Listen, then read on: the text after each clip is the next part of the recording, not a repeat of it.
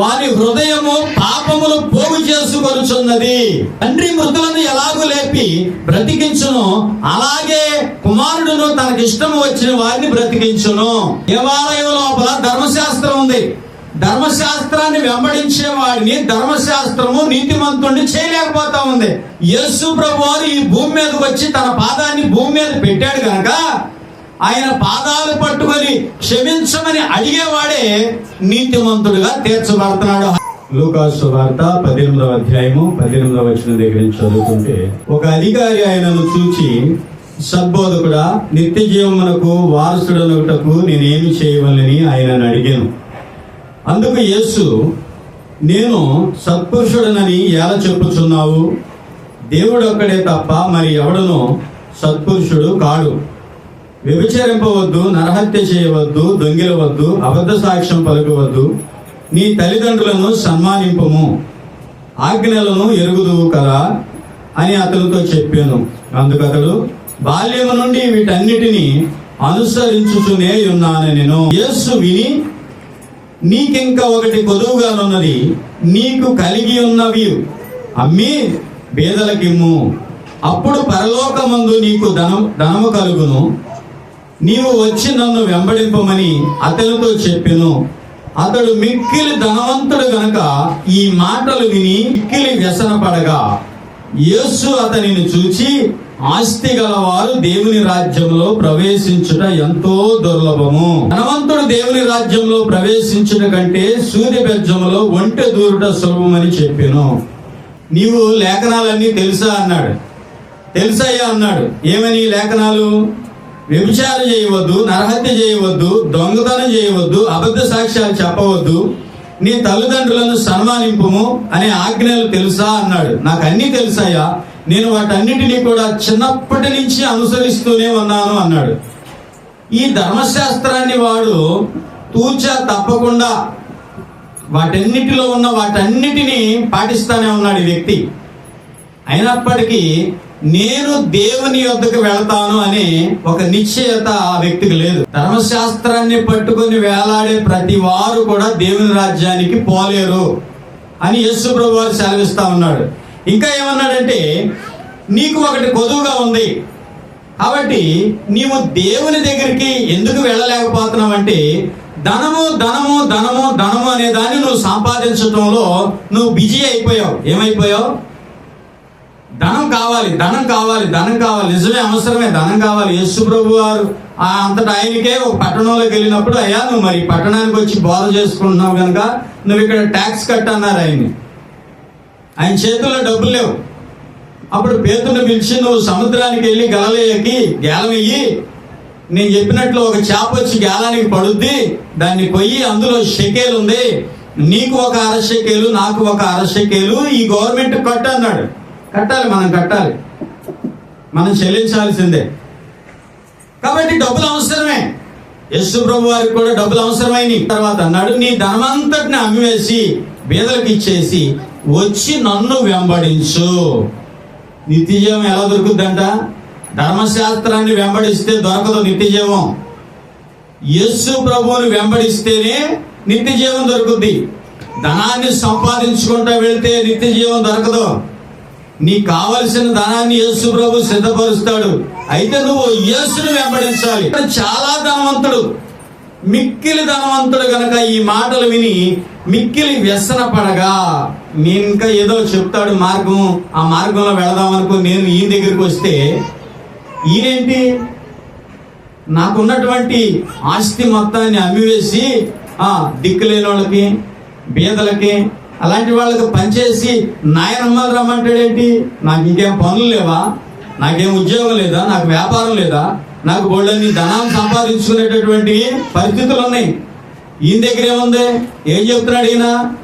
నక్కలకు బరీలు ఉన్నాయి, కుక్కలకు కొంపలు ఉన్నాయి, పక్షులకు గూళ్ళు ఉన్నాయి, నాకు ఏమీ లేదు, మనిషి కుమారుడు తల వంచుకోవడానికి చోటు లేదంటున్నాడు. ఇవన్నీ అమ్మేసి వచ్చి ఈయన వెంబడించాలా? ఈ మాటలు అతనికి వెర్రి మాటలుగా కనపడి, అందుకు యేసు అతనిని చూచి, ఆస్తి గలవారు దేవుని రాజ్యంలో ప్రవేశించుట ఎంతో దుర్లభము, మీరు సిరికి దేవునికి దాసులు కాలేరు. అయితే నువ్వు దేవుని కన్నా దాసుడు అవ్వాలి, లేదా నువ్వు సిరికన్నా దాసుడు అవ్వాలి. నువ్వు రెండింటిని సేవించలేవన్నాడు యేసు ప్రభువు. మత్తయి సువార్త 19:16. ఇదిగో ఒకడు ఆయన యొద్దకు వచ్చి, బోధకుడా, నిత్య జీవము పొందుటకు నేను ఏ మంచి కార్యము చేయవలనని ఆయనను అడిగాను. నిత్య జీవాన్ని నేను పొందుకోవాలంటే ఏ మంచి కార్యం నేను చేయాలి, ఏ మంచి కార్యం నేను చేయాలో చెప్తే నేను దాన్ని చేస్తాను, నాకు ఇప్పుడు నిత్య జీవం కావాలన్నాడు. యేసు ప్రభువారు ఆయన్ని కూడా చూసి ఏమన్నాడంటే, అందుకు ఆయన, మంచి కార్యమును గూర్చి నన్ను ఎందుకు అడుగుచున్నావు? మంచివాడు ఒక్కడే. నీవు జీవములో ప్రవేశింపగోరిన యెడల ఆజ్ఞలను గైకొనమని చెప్పెను. అతడు ఏ ఆజ్ఞలని ఆయనను అడుగగా, అంటే నాకు తెలియని ఆజ్ఞలు ఇంకేమన్నా చెప్తాడేమో యేసు ప్రభువారు అని, ఏ ఆజ్ఞలు అన్నాడు. యేసు, నరహత్య చేయవద్దు, వ్యభిచరింపవద్దు, దొంగిలించవద్దు, అబద్ధ సాక్ష్యం పలకవద్దు, తల్లిదండ్రులను సన్మానింపుము, నిన్ను వలె నీ పొరుగు వానిని ప్రేమింపవలెను అనునదియే అని చెప్పాను. అందుకు ఆ యవనుడు, ఇవన్నీ అనుసరించుచునే ఉన్నాను. ఇన్ని అనుసరించినా ఏం కొద్దుగా ఉందో హృదయంలో గ్యారెంటీ లేదు. నిత్య జీవానికి నేను వెళ్ళాలి అనేటటువంటి గ్యారెంటీ లేదు. గ్యారెంటీ ఎందుకు ఉండదంటే, నిత్య జీవం అనేది యేసులోనే ఉంది. యేసు ఆ హృదయంలోకి వస్తేనే గ్యారెంటీ. యేసు ఆ హృదయంలోకి రాకుండా పరలోకానికి నేను పోతానని నోట్లో నుంచే చెప్పే మాటలే గాని హృదయంలో నుంచి ఆ మాటలు రావు. కాబట్టి ప్రియులారా, ఇక్కడ అందుకు ఆ యవనుడు, ఇవన్నీ అనుసరించుచునే ఉన్నాను, ఇకను నాకు కొదువ ఏమని ఆయనను అడిగాను. అందుకు యేసు, నీవు పరిపూర్ణుడవగుటకు కోరిన యెడల పోయి నీ ఆస్తి అమ్మి బీదలకిమ్ము, అప్పుడు పరలోకమందు నీకు ధనము కలుగును, నీవు వచ్చి నన్ను వెంబడించుమని అతనితో చెప్పాను. ఇతనితో కూడా ఏమన్నాడు? నీవు పరిపూర్ణుడు అవ్వాలనుకుంటున్నావా? క్రైస్తవులు కూడా ఏమవ్వాలి? పరిపూర్ణతలోకి రావాలంట. పరిపూర్ణతలోకి రాకుండా పరలోకం దొరకదు. పరిపూర్ణులుగా దేవుని రాజ్య వారసులు అవ్వాలి. అవ్వకుండా దేవుని రాజ్యం దొరకదు. నీవు పరిపూర్ణుడు అవ్వాలనుకుంటున్నావు కదా, నువ్వు పోయి ఏమన్నాడు? నీ ఆస్తిని అమ్మేసి వచ్చి నన్ను వెంబడించు అన్నాడు. అయితే ఆ యవనుడు మిగులు ఆస్తి గలవాడు గనక ఆ మాట విని వ్యసన పడుచు వెళ్ళిపోయాను. నేను ఏదన్నా ఒక కార్యం చెప్తే దాన్ని చేద్దాం అనుకున్నాను. ఒక 500 మందికో, 1000 మందికో, ఒక 5000 మందికో, 10,000 మందికో భోజనం పెట్టమంటే పెడదాం అనుకున్నాను, బట్టలు పెట్టమంటే పెడదాం అనుకున్నాను, ఏదో ఒకటి చేయమంటే చేద్దాం అనుకున్నాను. ఈయనేంటి, నా ఆస్తి లేకుండా నేను ఎలా బ్రతకగలుగుతాను? డబ్బు లేకుండా నేను ఈ లోకంలో ఎలాగ చాలామని అవ్వగలుగుతాను? ధనం లేకపోతే విలువిస్తారా? ధనం లేకపోతే లెక్క చేస్తారా? ఈ ధనవంతుడు నాకు ఇంత ఆస్తి ఉంటే దానిని అమ్మేసి వచ్చి ఆయన వెంబడించమంటాడేంటి? సరే, అమ్మేసి పని చేయమన్నాడు, నీకు కలగదో దొరకదు అన్నాడా? ఏమన్నాడు? నేను చెప్పి అమ్మేసి పని చేయమన్నాను గనక నీకు పరలోకంలో ధనము కలుగును, నేను ఇస్తానన్నాడు ఆయన. వీడు వ్యసన పడతా వెళ్ళిపోయాడు. ఏమైపోయాడు? ఇతను కూడా వ్యసన పడతా వెళ్ళిపోయాడు. మార్కు సువార్త 10వ అధ్యాయము 17వ వచనంలోకి వద్దాం. ఆయన బయలుదేరి మార్గన పోవుచుండగా ఒకడు పరిగెత్తుకొని వచ్చి ఆయన ఎదుట మోకాళ్ళుని, సద్బోధకుడా, నిత్య జీవమునకు వారసుడనగుటకు నేనేమి చేయుదునని ఆయనను అడిగాను. ఇక్కడ మూడో వ్యక్తి కనపడుతున్నాడు. ఒక ఆయనేమో అధికారి, ఒక ఆయనేమో యవనస్తుడు, ఒక ఆయన వచ్చి అడుగుతున్నాడు. ఇతడైతే మోకాళ్ళుని, సద్బోధకుడా, నిత్య జీవం నాకు కావాలి, నేనేం చేయాలి? నిత్య జీవానికి వారసుని నేను అవ్వాలనుకుంటున్నాను, ఏం చేస్తే నాకు అది దొరుకుద్ది అంటున్నాడు. కాబట్టి ప్రియులారా, ఇక్కడ యేసు ప్రభువు వారు అతన్ని కూడా అడుగుతున్నాడు. ఏమని అడుగుతున్నాడు? దేవుడు ఒక్కడే కదా సత్పురుషుడు, మరి నేను ఎలాగవుతాను అంటున్నాడు. నన్ను సత్పురుషుడని ఎలా చెప్పుచున్నావు? ప్రశ్న. దేవుడు ఒక్కడే గాని మరి ఎవడనూ సత్పురుషుడు కాడు. నరహత్య చేయవద్దు, వ్యభిచరించవద్దు, దొంగిలవద్దు, అబద్ధ సాక్ష్యం పలకవద్దు, మోసపుచ్చవద్దు, నీ తల్లిదండ్రులను సన్మానింపుము అను ఆజ్ఞలు నీకు తెలియను కదా అని అతనితో చెప్పాను.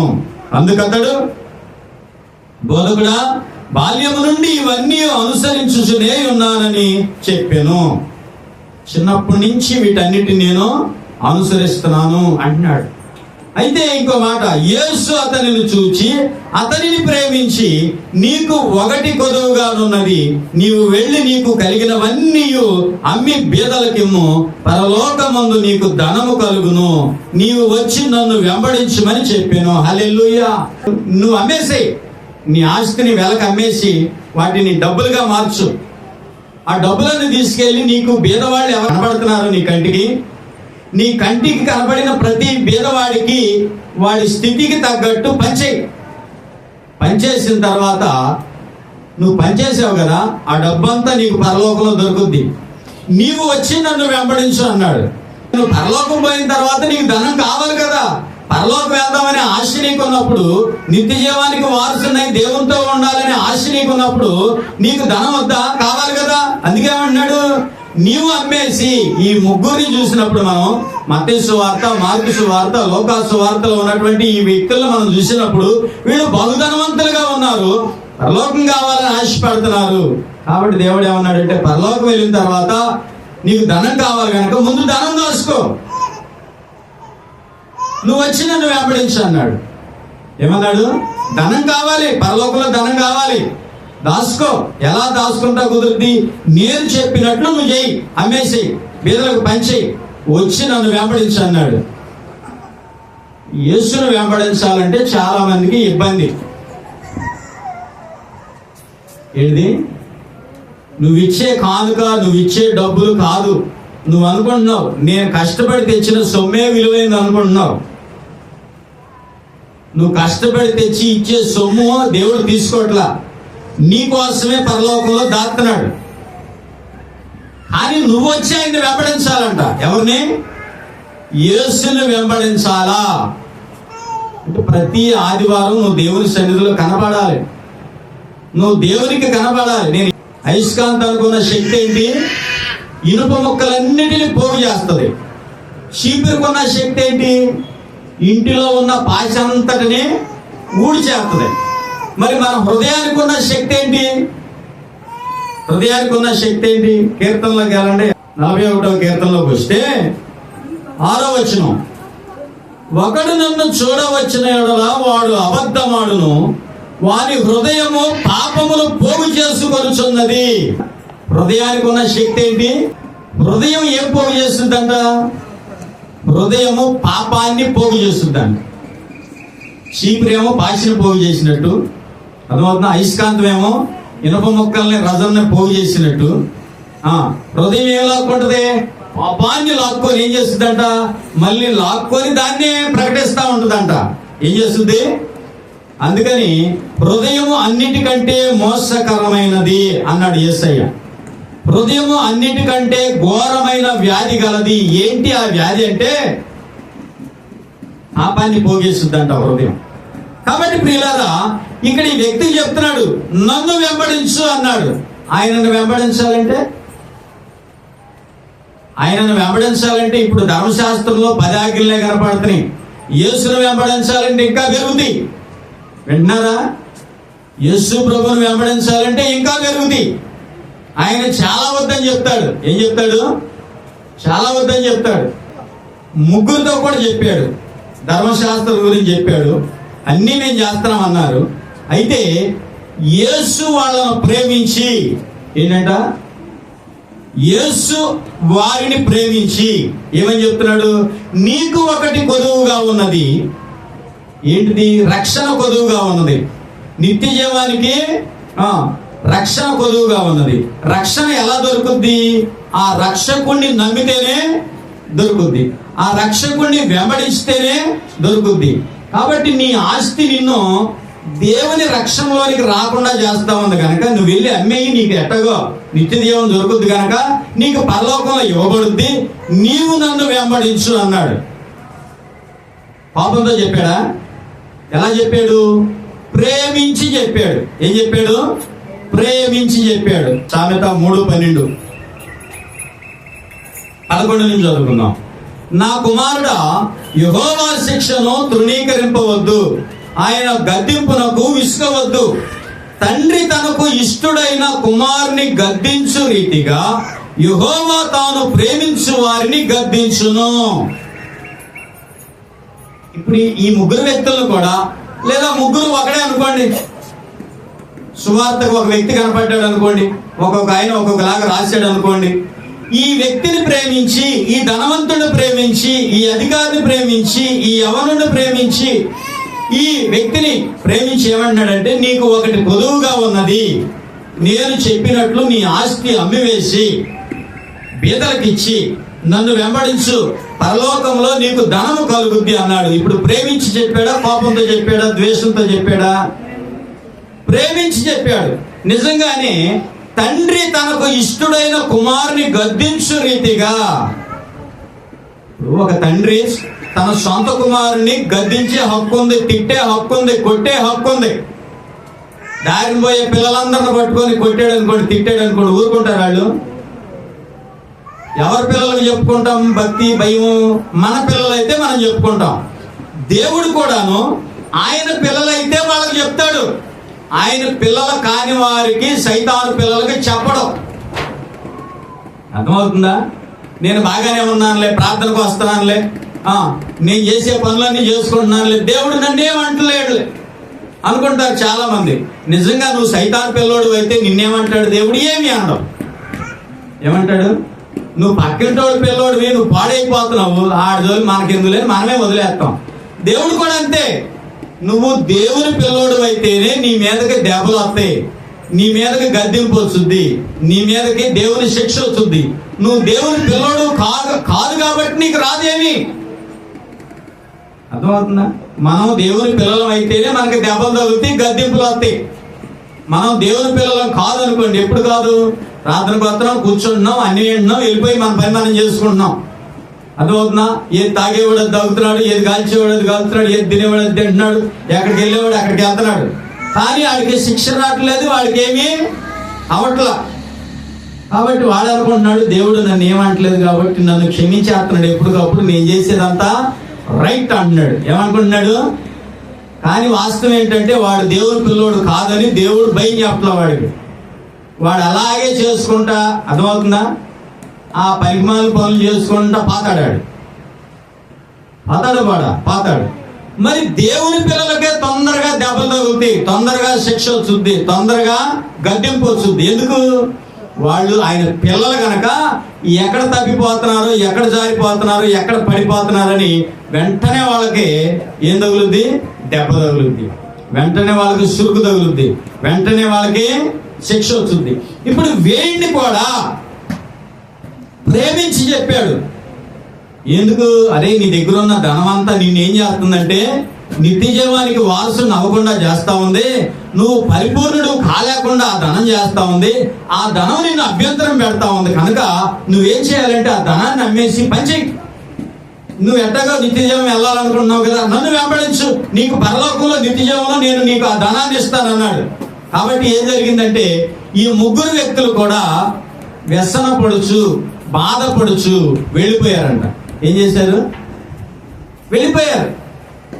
వ్యసన పడతా వెళ్ళిపోయారు, బాధపడతా వెళ్ళిపోయారు. అయితే ప్రియులారా, తామే నీతిమంతులమని తాము నమ్ముకొని ఇతరులను తృణీకరించుకొందరితో ఆయన ఈ ఉపమానం చెప్పెను. ప్రార్థన చేయుటకై ఇద్దరు మనుష్యులు దేవాలయములకు వెళ్ళిరి. వారిలో ఒకడు పరిసయ్యుడు, ఒకడు సుంకరి. నేనే నీతిమంతుణ్ణి, నాకంటే నా ముందున్న వారి కంటే నేనే పరిశుద్ధుణ్ణి, నేనే నీతిమంతుణ్ణి, నేనే దేవుని కృప పొందుకున్నాను అని అనుకునే వాళ్ళు ఉన్నారంట. కాబట్టి వీళ్ళిద్దరూ దేవాలయానికి వెళ్ళారు. ఎవరు? ఒక అతనేమో మోసాలు చేసేవాడు, ఇంకొక అతనేమో ఏ మోసాలు చేయడు, ఏ మోసాలు కూడా చేయడు. ఒక అతనేమో మోసాలు చేసేవాడు, పాపాలు చేసేవాడు, దొంగతనాలు చేసేవాడు, నరహత్యలు చేసేవాడు, వ్యభిచారం చేసేవాడు, దోచుకునేవాడు, దొంగ. వీళ్ళిద్దరూ కూడా దేవాలయం దగ్గరకు వచ్చారు. అయితే ఇప్పుడు ఏ నేరాలు చేయడు, ఏ మోసం చేయడు, ధర్మశాస్త్రాన్ని పట్టుకొని దాన్ని అనుసరించి నడుస్తాడు పరిసయ్యుడు. ఇప్పుడు పరిసయ్యుడు దేవాలయంలోకి వెళ్ళాడు. ఈ దొంగతనాలు, వ్యభిచారాలు, మోసాలు, పాపాలు చేసేవాడేమో దేవాలయం బయటే ఉన్నాడు. ఇప్పుడు వీళ్ళిద్దరూ ఎందుకు వచ్చారు దేవాలయం దగ్గరికి అంటే ప్రార్థన చేయడానికి వచ్చారు.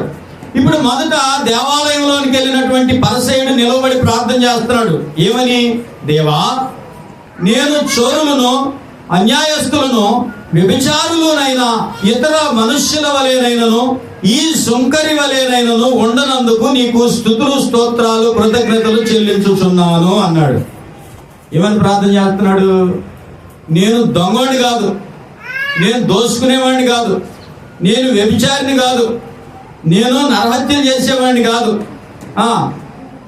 అయితే ఇదిగో ఈ సుంకర్ లాంటి వాడిని కూడా నేను కాదయ్యా అని ప్రార్థన చేస్తున్నాడు. ఏం చేస్తున్నాడు?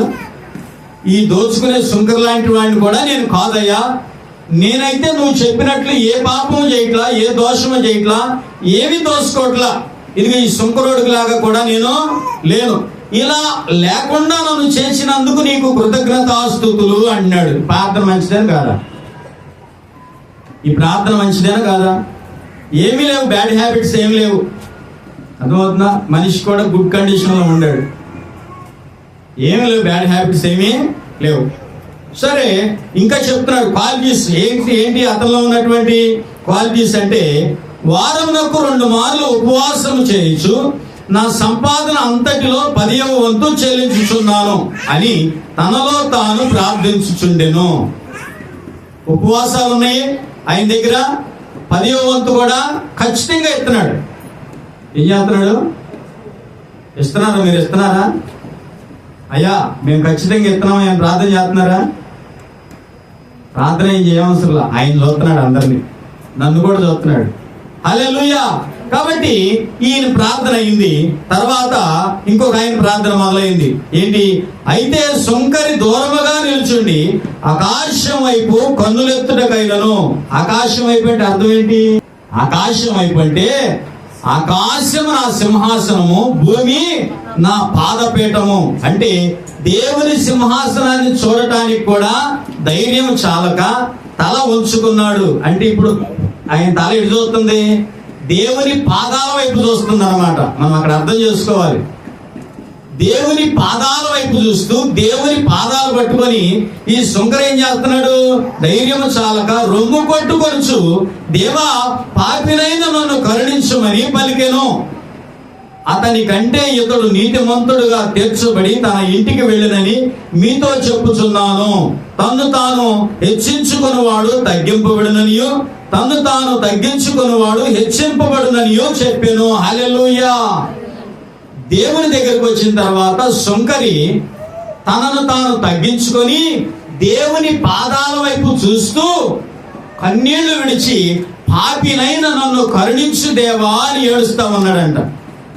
సుంకరైతే ఆకాశం వైపు చూస్తూ ఏమన్నాడు? దేవుని సింహాసనం వైపు చూస్తూ ఈ గాలివాడికిలాగా, ఆ దూలాడుకులాగా, ఆ దోసుకునేవాడికిలాగా, ఈ సుంకరోడికిలాగా నేను లేనందుకు నీకు కృతజ్ఞతాస్తుతులు. అయ్యో, ఇంకో సంగతి ఏంటో తెలుసా? నేను వారానికి 2 సార్లు ఉపవాసం ఉన్నా. వినపడిందా? అయ్యాను చూసి ఇంకేమంటున్నాడు? దశంభాగం మతం ఎత్తనానే, అసలు ఎక్కడ ఏమి బకయట్లేదు. ఏంటి చెప్తున్నాడు? పైకి చూసి చెప్తున్నాడు. అయితే ఇక్కడ ఏం చెప్తుంది దేవుని వాక్యం? యేసు ప్రభువు ఏం చెప్తున్నాడంటే, వీడు ఆజ్ఞలన్నీ పాటిస్తున్నాడు, ధర్మశాస్త్రాన్ని వెంబడిస్తా ఉన్నాడు, దోచుకోవట్లేదు, నరహత్య చేయట్లేదు, వ్యభిచారం చేయట్లేదు, బూతులాడట్లేదు, ఎటువంటి చెడ్డ అలవాటు ఇతని దగ్గర లేదు. దశంభాగం ఖచ్చితంగా తీసేస్తున్నాడు. వారానికి 2 సార్లు చక్కగా తలగపోసుకొని వచ్చి ఉపవాసం ఉన్నాడు. మరి ఎందుకని? బయట ఉండేవాడేమో నీతిమంతుడిగా తీర్చబడ్డాడు, లోపల ఉండేవాడేమో నీతిమంతుడిగా తీర్చబడలా. అంటే దీనికి అర్థమేంటి చెప్పనా? దేవాలయం లోపల ధర్మశాస్త్రం ఉంది.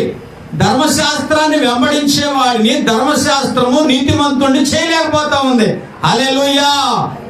యేసు ప్రభువారు ఈ భూమి మీదకి వచ్చి తన పాదాన్ని భూమి మీద పెట్టాడు కనుక ఆయన పాదాలు పట్టుకొని క్షమించమని అడిగేవాడే నీతిమంతుడుగా తీర్చబడుతున్నాడు. హల్లెలూయా.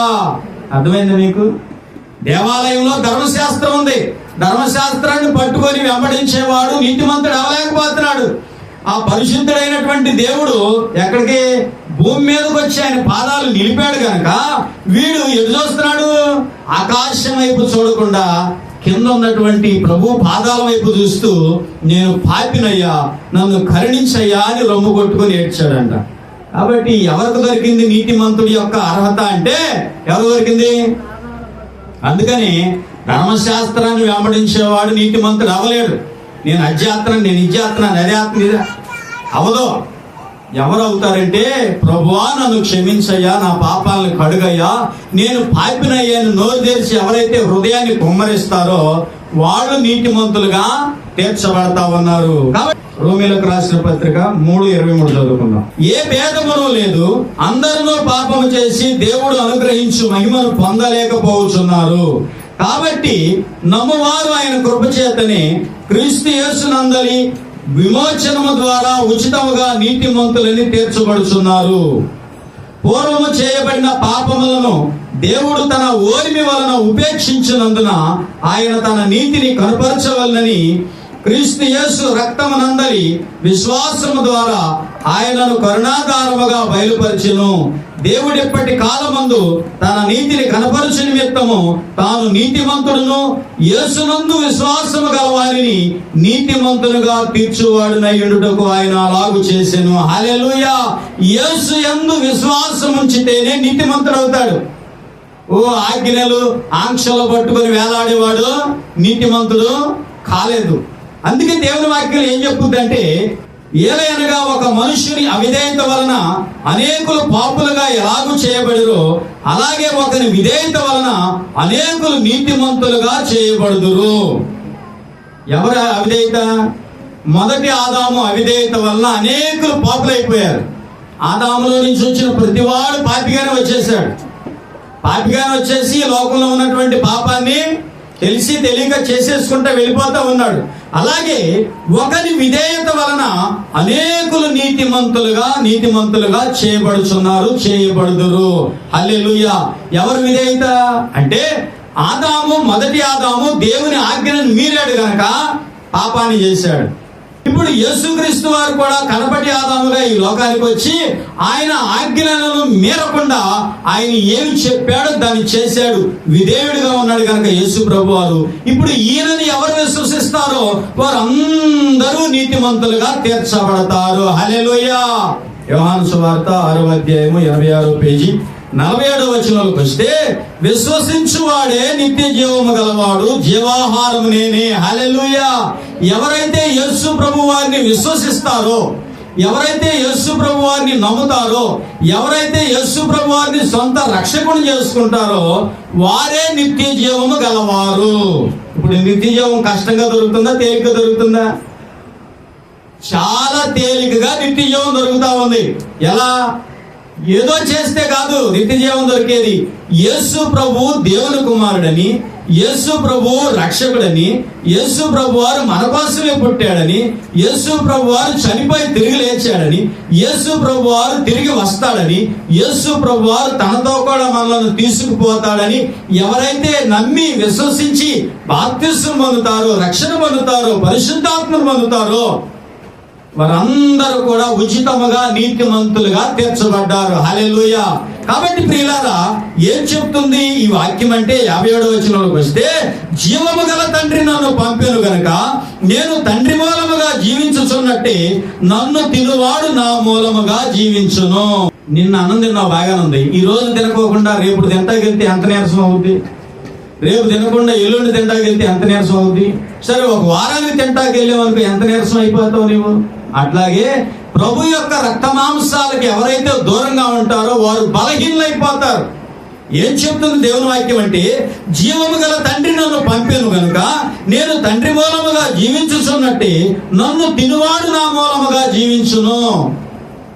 నువ్వు పరలోక సంబంధిగా జీవించాలంటే ఖచ్చితంగా ఆయన ఇచ్చినటువంటి ఆయన రక్తాన్ని, ఆయన శరీరాన్ని, రొట్టెను, ద్రాక్ష రసాన్ని నువ్వు తప్పకుండా తినాలి, త్రాగాలి. ఇంకో మాట, ఇదే పరలోకము నుండి దిగి వచ్చిన ఆహారము పితరుల మన్నాను తిని చనిపోయినట్టు కాదు, ఈ ఆహారం తినువాడు ఎల్లప్పుడూ జీవించునని నీతో నిశ్చయముగా చెప్పుచున్నాను నేను. నిత్య జీవం ఇలా దొరుకుతుంది. వాళ్ళు వచ్చి ఏమడిగారు? అయ్యా, నిత్య జీవానికి వారసుడు అవ్వాలంటే నేనేం చేయాలి? ఏదన్నా చెప్పు, చేస్తాం ఒక పండుగ అంటున్నారు. ఆయన ఏమంటున్నాడు?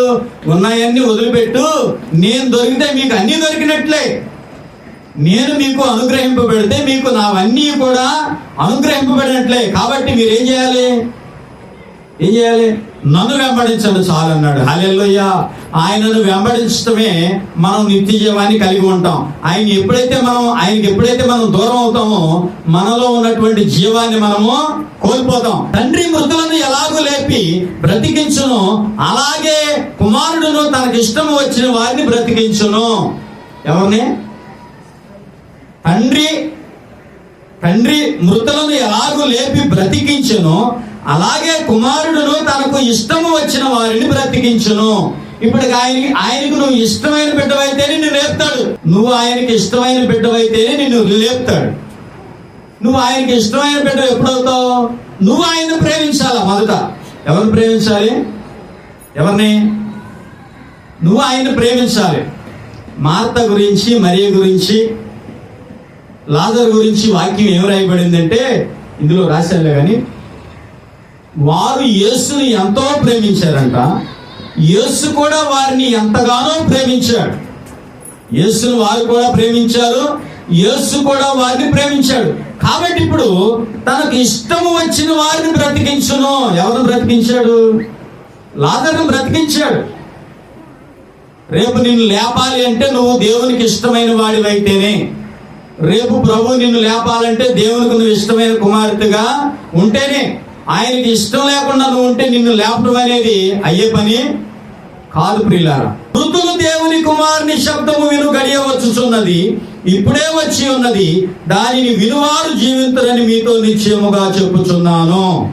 తండ్రి ఎలాగూ తనంతట తానే జీవము గలవాడై ఉన్నాడో, అలాగే కుమారుడును తనంతట తానే జీవము గలవాడై ఉండుటకు కుమారునికి అధికారము అనుగ్రహించెను. మరియు ఆయన మనుష్య కుమారుడు గనక తీర్పు తీర్చుటకు తండ్రి అధికారం అనుగ్రహించెను. తండ్రి ఏ విధంగా జీవం కలిగి ఉన్నాడో కుమారుడు కూడా తనంతట తాను జీవం కలిగి ఉండటానికి అధికారం ఇవ్వబడిందని చెప్తున్నాడు. ఎందుకు కుమారుడు తీర్పు తీరుస్తాడు అంటే, యేసు ప్రభు వారు పూర్తిగా మన యొక్క స్వరూపాన్ని ధరించుకొని లోకానికి వచ్చి మన కోసం ప్రాణం పెట్టాడు కనుక తీర్పు తీర్చేది ఆయనే. ఎవరో తీర్పు తీర్చేది ఆయనే. మరి నిత్య జీవం మనకి ఎలా దొరుకుతుంది?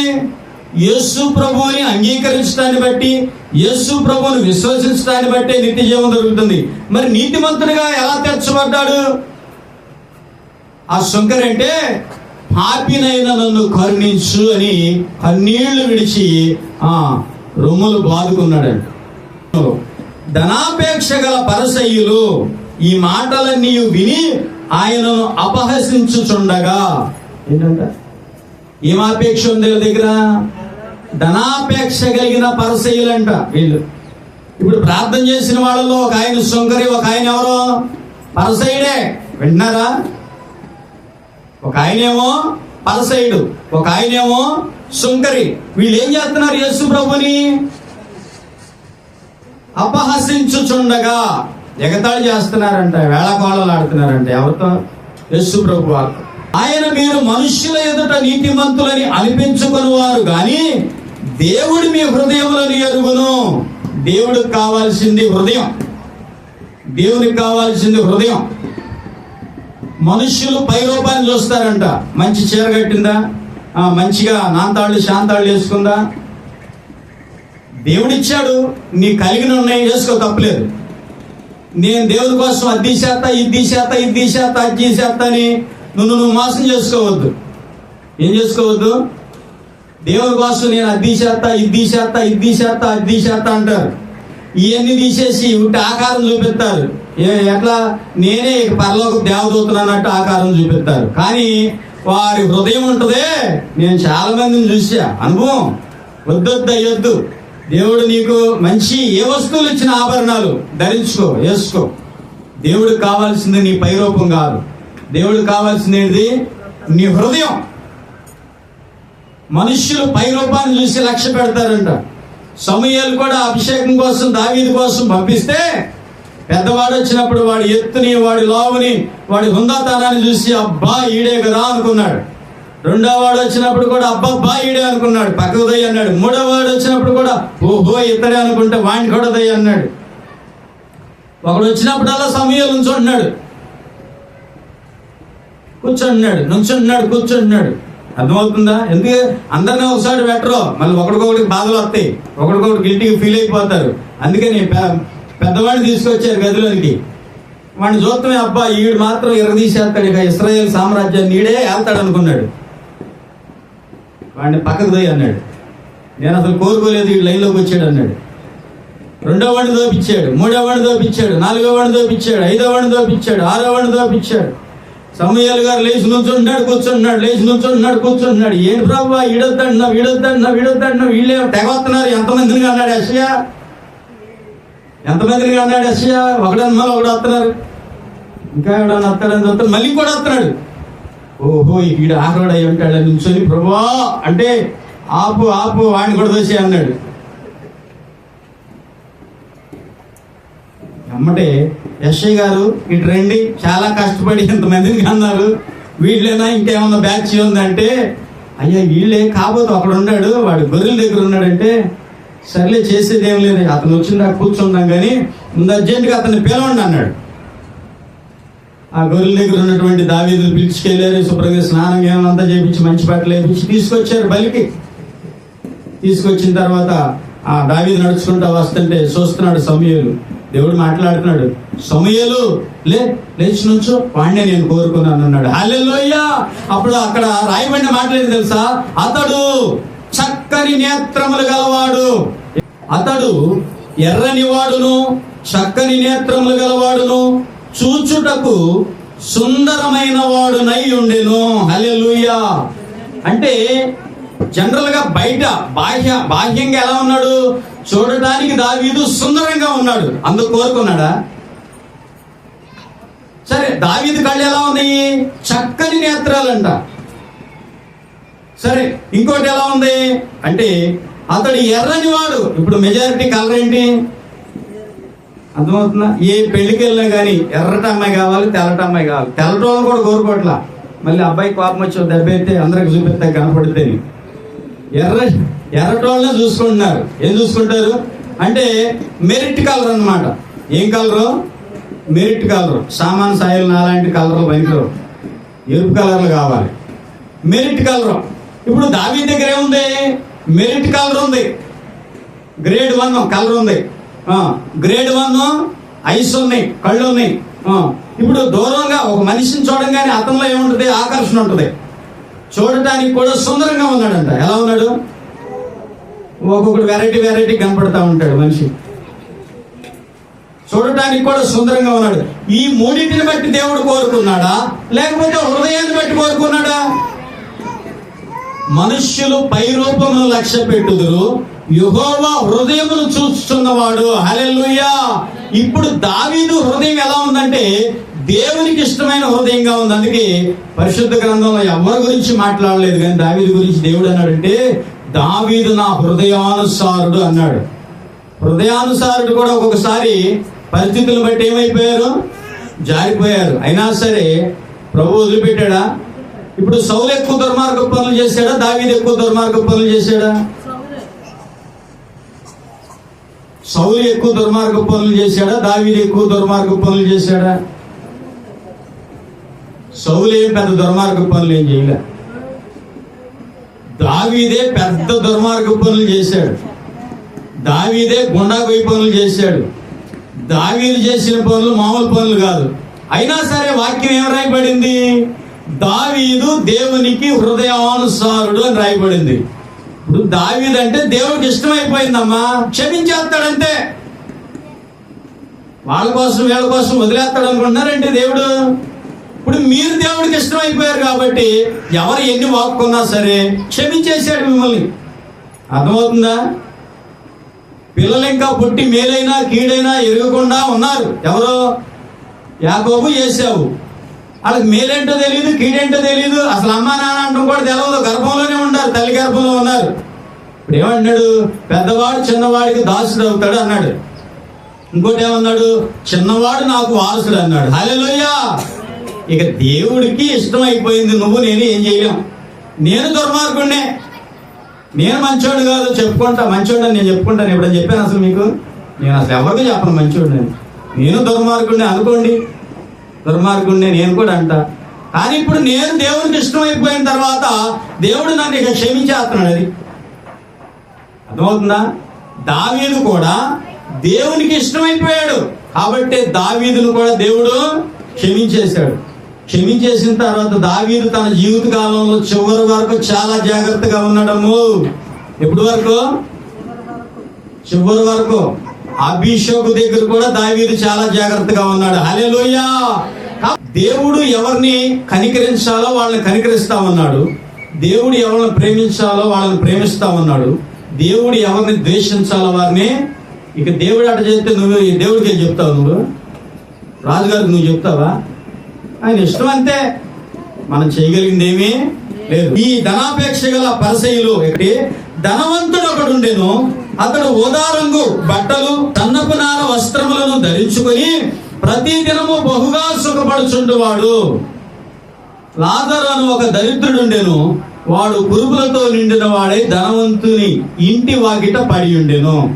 నిజంగానే వాస్తవంగా మనకి ఎవరు నచ్చాలి? ఈ పరిసయ్యుడు ఉన్నాడు, శుంకరు ఉన్నాడు. శుంకరు దగ్గర అన్ని ఏం పనులు ఉన్నాయి? మంచి పనులు లేవు. పరిసయ్యుడి దగ్గర ఏమున్నాయి? అన్ని మంచి క్వాలిటీస్ ఏమున్నాయి. మరి పరిసయ్యుడు నీతిమంతుడిగా తీర్చబడలేదు, శుంకరు నీతిమంతుడిగా తీర్చబడ్డాడు. అర్థమవుతుందా?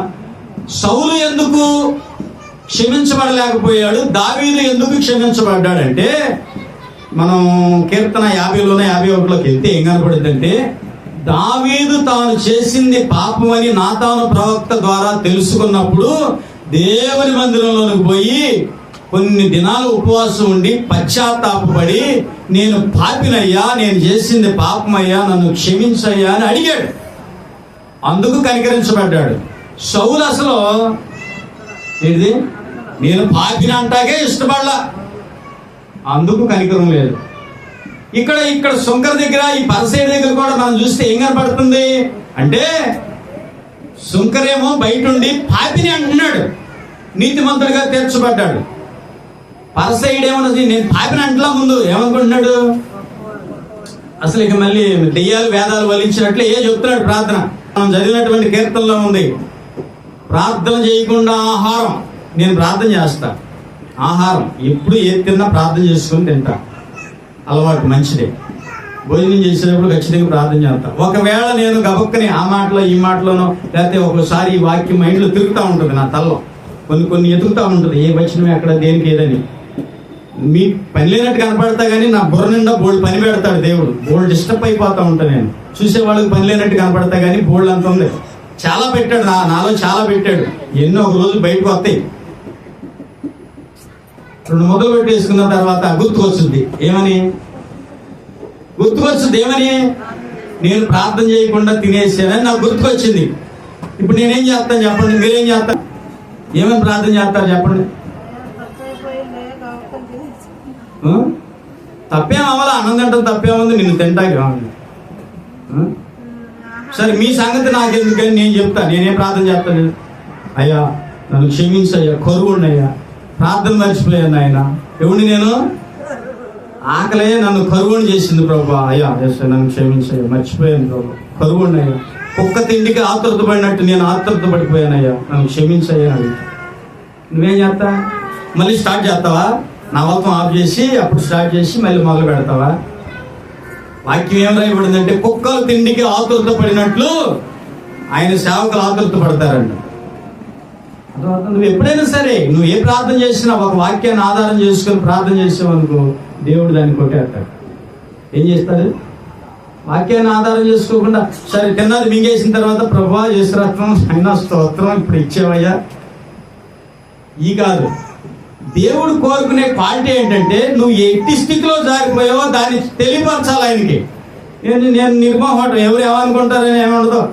దేవుడితో మాత్రం చెప్పా, ప్రభువా యేసయ్యా నన్ను క్షమించయ్యా, కరువుండి నేను, కరువుండి ప్రభు, ఈ కరువుతో నేను గబగబా కలబడిపోయాను ఆయన, కుక్కల తిండికి ఎగబడినట్టు ఎగబడిపోయాను ఆయన. అసలు ప్రార్థన చేయకుండా అన్నం తింటామంట, తెలివి లేదంట. ఏమి లేదు ముందు? తెలివి లేదు అన్న, తెలివి దయచేయ. హల్లెలూయా. ధనవంతుడి గురించి చెప్తున్నాడు. గోదారంగు వస్త్రం వేసుకుంటాడు.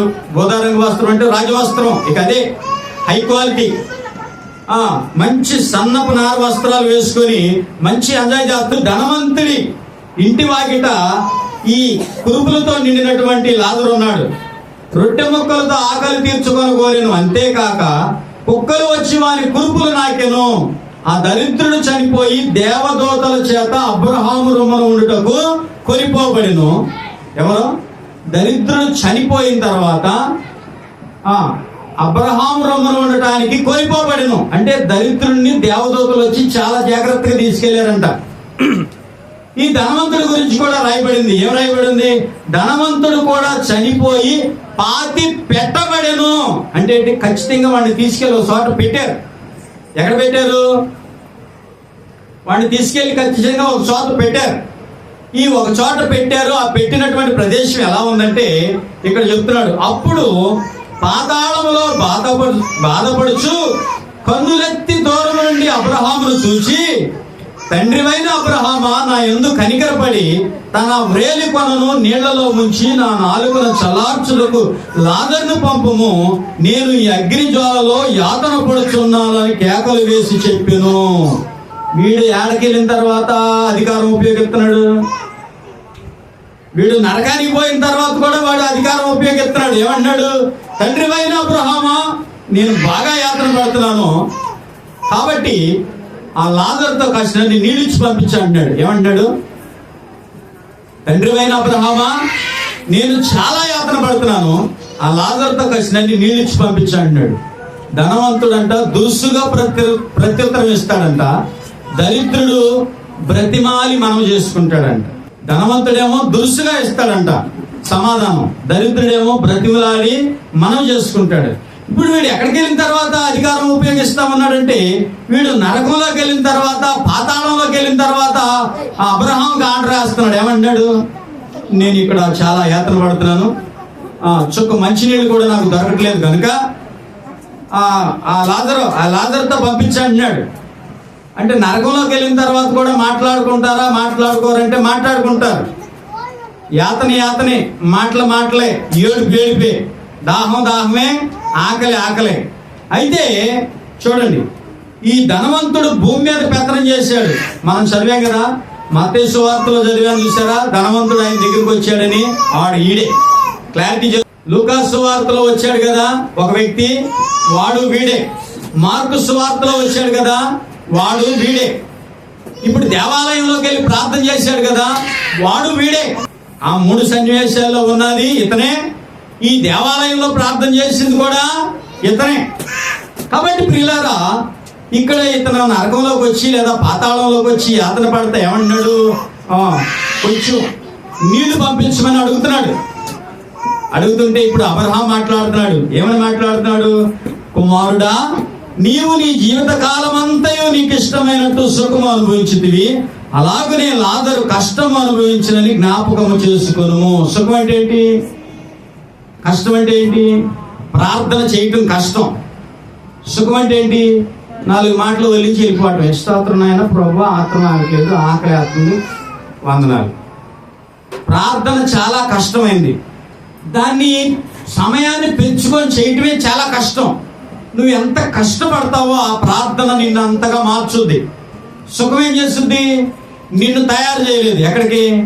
పరలోక రాజ్యానికి నిన్ను తయారు చేయలేదు. అబ్రహాముతో చెప్పినప్పుడు అబ్రహాం అన్నాడు, అయ్యా నువ్వేమో సుఖం అనుభవించావు, లాజరేమో కష్టం అనుభవించాడు, అయితే వాడు ఇప్పుడు నెమ్మది పొందుతున్నాడు, నువ్వైతే యాతన పడుతున్నావు. ఇంకో మాట ఏంటంటే, మా యొద్ద ఉన్నవారు మీ యొద్దకు రాకుండా, నీ యొద్ద ఉన్నవారు మా యొద్దకు రాకుండా నీకును మాకును మధ్యలో పెద్ద అగాధం ఉంచబడింది. ఇటు వాళ్ళు అటు, అటు వాళ్ళు ఇటు రావడానికి అవకాశమే లేదు. అంటే ఇప్పుడు ఎక్కడ కనపడుతున్నాయి నీళ్లు? ఎక్కడున్నాయి? అబ్రహాము రొమ్మున, ఎవరి దగ్గర? లాజరు ఉన్న ప్రదేశంలో నీళ్లు ఉన్నాయి. ఈ ధనవంతుడు, ఈ పరిసయ్యుడు, అర్థమవుతుందా? వీడున్న ప్రదేశంలో ఏం లేవు, నీళ్లు లేవు. వాడు యాతన పడతా అడుగుతున్నాడు. అయితే ఇంకో మాట ఏం చెప్తున్నాడు ఈ ధనవంతుడు? అప్పుడు అతడు, తండ్రి అలాగైతే నాకు 5 సహోదరులు ఉన్నారు, వారును ఈ వేదనకరమైన స్థలములకు రాకుండా వారికి సాక్ష్యమిచ్చుటకై నా తండ్రి ఇంటికి వారిని పంపవలని నిన్ను వేడుకొనుచున్నాను. ప్రార్థన చేస్తున్నాడు. ఎక్కడ చేస్తున్నాడు మంచి ప్రార్థన? మంచి ప్రార్థన ఎక్కడ వస్తుంది? బాగా శ్రమలు వస్తే మంచి ప్రార్థన వస్తుంది, బాగా కష్టాలు వస్తే మంచి ప్రార్థన వస్తుంది, బాగా ఒక రోగం పట్టుకుంటే మంచి ప్రార్థన వస్తుంది. ఏమీ లేకుండా ప్రశాంతంగా ఉంటే మంచి ప్రార్థన రాదు, ధనవంతుడి ప్రార్థన వస్తుంది. ఇప్పుడు మంచి ప్రార్థన చేస్తున్నాడు. ఏమని? అయ్యా, నాకు ఇంకా 5 సహోదరులు ఉన్నారు, ఎట్టగొట్ట అది ఆ లాజర్ను పంపించండి, వాళ్ళు నమ్ముతారయ్యా, ఈ వేదనకరమైన స్థలంలోకి రాకుండా వాళ్ళు వింటారయ్యా అని చెప్తున్నాడు. నిజంగానే మనకంటే ముందు మనతో పాటు ఉన్న వాళ్ళు ఈ రక్షణ పొందకుండా, ఈ నిత్య జీవం పొందకుండా చాలా మంది నరకానికి వెళ్ళిపోయి యాత్ర పడే వాళ్ళు ఏమో కోరుకుంటున్నారు తెలుసా? మనము ఆ ప్రదేశానికి రాకూడదని వాళ్ళు కోరుకుంటున్నారు. కానీ వాళ్ళు కోరుకునేది మనకు తెలుసా? తెలియదు. యేసయ్య చెప్తున్నాడు, మనము అక్కడికి రాకూడదని వాళ్ళు చెప్పుకుంటున్నారు, వాళ్ళు కోరుకుంటున్నారు. కానీ ఇక్కడున్న వాళ్ళు ఏం కోరుకుంటున్నారు? రేపటికి 2 ఏమవుద్దులే, దేవుడు తీసుకెళ్ళక ఏం చేస్తాడు అనుకుంటున్నారు, అనుకునేవాడు చేస్తున్నారు. దేవుణ్ణి వెంబడించకుండా పరలోకం వెళ్ళిపోతాము, ఏమందామా, అది అయ్యగారు అక్కడ ఉంచాడు, ఇక్కడ లేపాడు. ఇవన్నీ ఏం పనికిరావు, ఇవన్నీ ఏమి పనికిరావు. నిత్య జీవం నీలో నిలిచి ఉండాలి. ఎవడు నా శరీరాన్ని తింటాడో, ఎవడు నా రక్తాన్ని తాగుతాడో వాడే నిత్య జీవం గలవాడు. అంతే దినమున వానిని నేను లేపుదును. హల్లెలూయా. అప్పుడు ఆయన లేపుతాడు. ఇక్కడ మనం చూస్తే అతడు తండ్రి అయిన అబ్రహామా అలాగూ అనవద్దు, బ్రతిలాడుతున్నాడు. మళ్ళీ ఎలాగా? అందుకు అబ్రహాము వారి యొద్ద మోషేయు ప్రవక్తలను ఉన్నారు, వారి మాటలు వినవలెనని అతనితో చెప్పగా, అక్కడ ఉన్నారు పైన ఎవరో మోషే 5 గ్రంథాలు ఉన్నాయి, ప్రవక్తలు చేసినటువంటి బోర్డు సువార్తలు, అవన్నీ వింటే చాలా అంటున్నాడు. మృతుల్లో నుంచి ఒకడు వెళ్ళినా వాళ్ళు నమ్మరని చెప్తున్నాడు. ఏమన్నాడు? సచ్చినోడు బతికొచ్చినా కానీ నమ్మరంట. ఎక్కడున్నవాళ్ళు? ఇక్కడ ఉన్నవాళ్ళు. మామూలుగా ఉందా? సచ్చినోడు బతికొచ్చి చెప్పినా కానీ నమ్మరంట. కాబట్టి ఇక్కడ ఏమంటాడంటే, మృతుల్లో నుండి ఒకడు వారి వద్దకు వెళ్ళిన యెడల వారు మారు మనసు పొందవచ్చునని చెప్పాను. హల్లెలూయా. ఈ ధనవంతుడికి ఎక్కడ వచ్చింది మారు మనసు? ఇప్పుడు చాలా మంది నరకంలోకి వెళ్ళి మారు మనసు పొందారు. వాళ్ళు బయటకు వచ్చే అవకాశం ఉందా? నరకంలోకి పోయి మారు మనసు పొందారు. నరకంలోకి వెళ్ళి మారు మనసు పొందితే నీకేంటి ఉపయోగం? నువ్వు ఇక్కడే పొందాలి మారు మనసు, నువ్వు ఇక్కడే పొందాలి రక్షణ, నువ్వు ఇక్కడే విశ్వసించాలి యేసుని క్రీస్తుని నువ్వు సొంత రక్షకుడిగా అంగీకరించి నువ్వు నిత్య జీవాన్ని ఇక్కడ పొందుకుంటే, నువ్వు మారు మనసు పొందితేనే. మారు మనసు పొందకుండా ఉంటే అక్కడికి వెళ్ళిన తర్వాత పొందుతావు. ఏంటి ఉపయోగం? ఎవరు నేను బయటకు లాక్కొస్తారు? అక్కడికి వెళ్ళక ముందే మారు మనసు పొందాలి. చాలా మందికి మారు మనసు లేదు. వినండి, ప్రకటన గ్రంథంలోకి వస్తే 7 సంఘాలతో చెప్తా ఉంటాడు. ఏమని? ఆత్మ చెప్పుచున్న మాట చెవి గలవాడు వినును గాక. ఏమన్నాడు? మారు మనసు పొందు, మారు మనసు పొందు, మారు మనసు పొందు, మారు మనసు పొందు, మారు మనసు పొందు. మారు మనసు ప్రతిరోజు పొందు. మారు మనసు ప్రతి సమయం నువ్వు పొందాలి. ఏం పొందాలి? నీ వల్ల ఏ పొరపాటు జరుగుతుందో వెంటనే నువ్వేమవ్వాలి? మారు మనసు పొందాలి. మారు మనసు లేని జీవితం నువ్వు ఇప్పుడు కలిగి ఉంటే, నువ్వు అందులో పోయిన తర్వాత నీకు మారు మనసు వస్తుంది. అప్పుడు నీకు విడుదల చేయడానికి ఎవరు ఉండరు. అక్కడికి వెళ్ళిన తర్వాత పొందితే నిన్ను విడిపించడానికి ఇంకే అవకాశమో లేదు. కాబట్టి ప్రియులారా, ఇక్కడ మనం చూస్తే ఈ వేదనకరమైన ప్రదేశంలోకి వెళ్లకుండా నిత్య జీవానికి నువ్వు వెళ్ళాలని దేవుడు ఆశించి ఏం చెప్పాడంటే, ఈ 3 సువార్తల్లో నీకున్న ధనమును అమ్మివేసి, ఇది కొంతమంది దగ్గర డబ్బులు ధనం కాదు, గర్వము అనే ధనం ఉంటుంది, అసూయ అనే ధనం ఉంటుంది, వార్వలేని ధనం అనే ధనం ఉంటుంది, కుళ్ళు అనే ధనం ఉంటుంది. ఇంకా మనం చెప్పుకుంటా వెళ్తే బోర్డు అంతా ఇవన్నీ ధనాలే సమకూర్చి పెట్టుకుంటారు. దాచుకునే ఏంటి చెప్పండి? మనం ఏం దాచుకుంటాం? వెండి దాచుకుంటాం, బంగారం దాచుకుంటాం, డబ్బులు దాచుకుంటాం. అర్థమవుతుందా? చాలా మంది వారి హృదయంలో ఏం దాస్తారనుకుంటున్నారు? అసూయలు, కోపాలు, ఇవన్నీ మనకు తెలియని కాదు. వాటిని మనం తీసేయాలంట. వాటిని ఏం చేయాలి? మనం తీసి ఎవరికొకరు వదిలేయాలి, పారేయాలి. కాబట్టి ప్రియులారా, దేవుని వాక్యం ఏం చెప్తుందంటే, యేసు ప్రభు వారు చెప్పినప్పుడు నువ్వు మారు మనసు పొందకుండా నరకంలో పోయిన తర్వాత నువ్వు మారు మనసు పొందితే ఎవరికి ఉపయోగమో ఉండదు. అందుకని మారు మనసు లేని వారు ఎవరన్నా ఉంటే, నాకు తెలియదు, మీకే తెలుస్తుంది, మీరు ఖచ్చితంగా మీ ఇళ్లలో కూర్చొని చక్కగా సాపేసుకోలేని వాళ్ళు కుర్చీ వేసుకోలేని వాళ్ళు ఆ మంచం మీద